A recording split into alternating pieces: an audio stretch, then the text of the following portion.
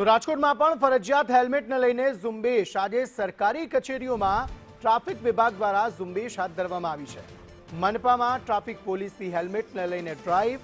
Helmet વગરના વાહન ચાલકોને દંડ ફટકારાઈ રહ્યો છે।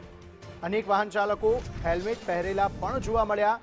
દરરોજ એક સરકારી કચેરીમાં ઝુંબેશ ચલાવવામાં આવશે તેવું પોલીસ અધિકારીએ જણાવ્યું।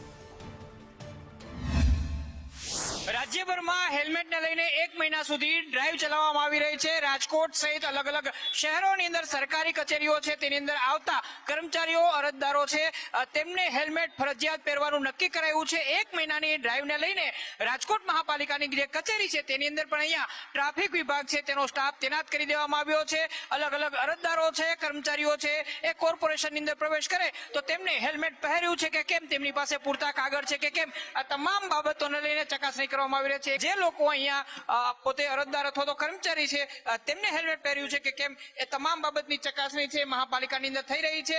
સવારથી આ ઝુંબેશ ચાલી રહી છે। ગઈકાલે પોલીસના અલગ અલગ જે વિભાગો છે, ખાસ કરીને પોલીસ કમિશનર કચેરી હોય, હેડક્વાર્ટર હોય, ત્યાં ઝુંબેશ કરવામાં આવી હતી, પરંતુ પ્રથમ દિવસે જે ઝુંબેશ છે એનો ફિયાસ્કો થયો હતો।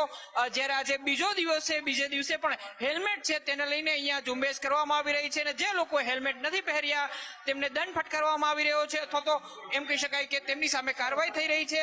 એટલું જ નહીં, પરંતુ જે લોકો હેલ્મેટ પહેરીને આવ્યા છે તેમને પણ બિરદાવવામાં આવી રહ્યા છે, કારણ કે હેલ્મેટ છે એ સુરક્ષા માટે જરૂરી છે। કર્મચારી છે, અરજદાર છે, આવ્યા છે, શું કહેશો? હેલ્મેટ પહેરીને આવ્યા છે?